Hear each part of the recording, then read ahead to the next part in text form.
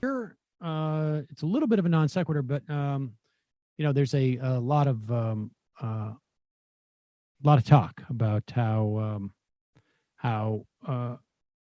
Donald Trump is threatening our democracy, where you have the Attorney General of the United States ordering or not ordering, get her done, but not go do it, telling essentially quasi federales, deputized secret police force to go bust some heads of some peaceful protesters.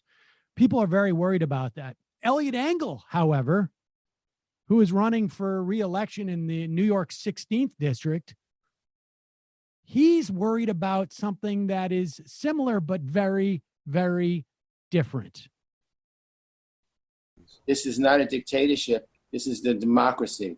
We shouldn't have one person from high, even though she's a colleague of mine, think that she can anoint whoever is elected to Congress. That's not what democracy is all about.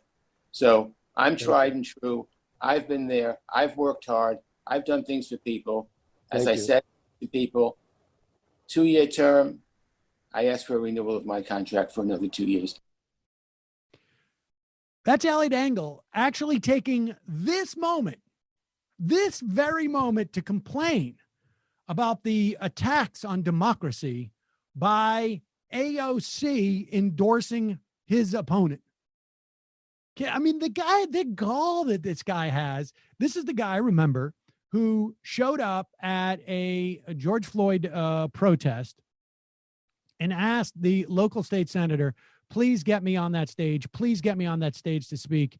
And the senator is like, I'm not sure I can, man. And he's like, I wouldn't care, except for I've got this primary. And he's being primaried by Jamal Bowman.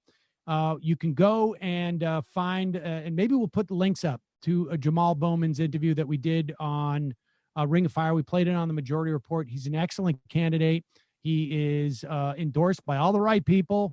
We need a progressive there. Engel is obviously he's slightly myopic. I mean, maybe literally myopic, but he's also seems like to me, Jamie, if you're taking this time to start with the phrase of like, this is anti-democratic. This is, we don't live in a dictatorship. And then the next sentence is, it's not fair for her to have endorsed my opponent. Are you serious? This guy's is this the first time he's ever had to campaign?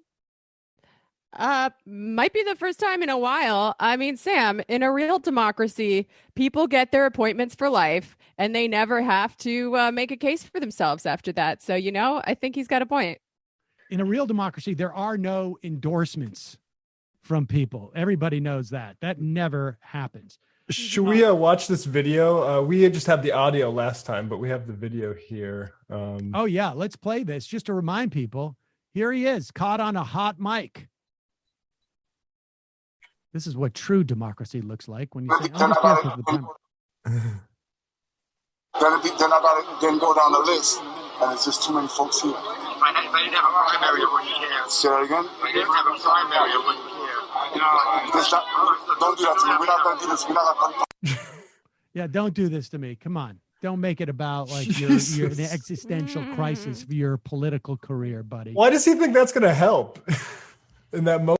It is. I mean, he's putting on there like that is politician speak for, I hope you don't come to me with some problem if you have a re-election problem.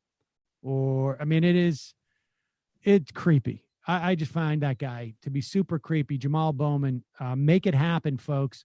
We're what now? A couple of weeks away, I guess. I can't tell. I've mailed in my ballot, so I don't know. But I think it's June 23rd. Oh boy. Make it happen. Yeah, no, that's textbook opportunism. I'd also like to find the video of him saying the same thing when all of the primary candidates were dropping out and consolidating their support behind Biden. Yeah, I find it hard to believe that he was like, this is anti-democratic. All these people endorsing Joe Biden. Another race that I want people to really focus on, and if you're looking for, and look, this is hugely important. Chuck Schumer, and there's a piece in Politico today.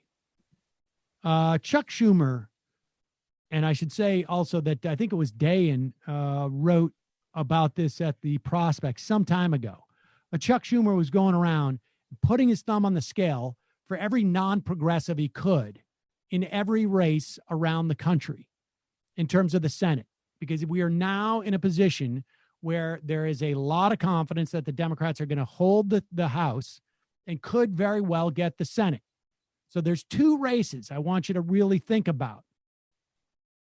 Colorado, if you can help out Romanoff in any way, defeat Hickenlooper, go do it.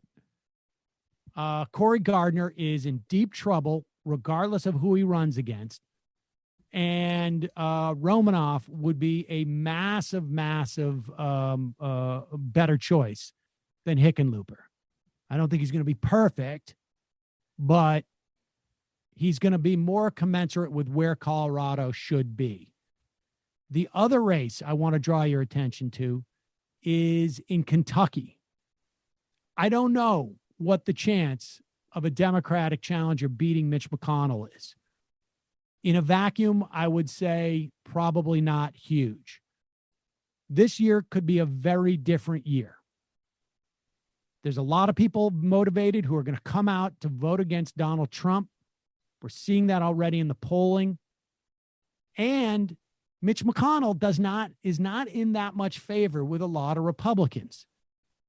There's a race in the primary between Charles Booker and Amy McGrath. I actually interviewed Charles Booker some time ago. We'll put up that interview. He's amazing. And he was just endorsed last night by Matt Jones, who many people thought was going to run at one point. And apparently he's a big sports announcer type figure in Kentucky. His politics to the right of Booker's, probably, somewhere around Amy McGrath's, but he's like, Booker is just a better candidate. He's a better candidate. He also happens to be much more progressive, and he's an exciting guy. This is, the Senate is right now, in the event that there is an opportunity to pass some, New Deal-like legislation. I don't have huge hopes for Biden. I don't have huge hopes for Pelosi, or hopefully someone else will be the Speaker of the House. But the Senate is where a lot of this stuff will go to die, even if it's Chuck Schumer in the leadership, if he succeeds in getting all these conservative Democrats elected. You have an opportunity to make a difference. Booker in Kentucky, Romanoff in Colorado.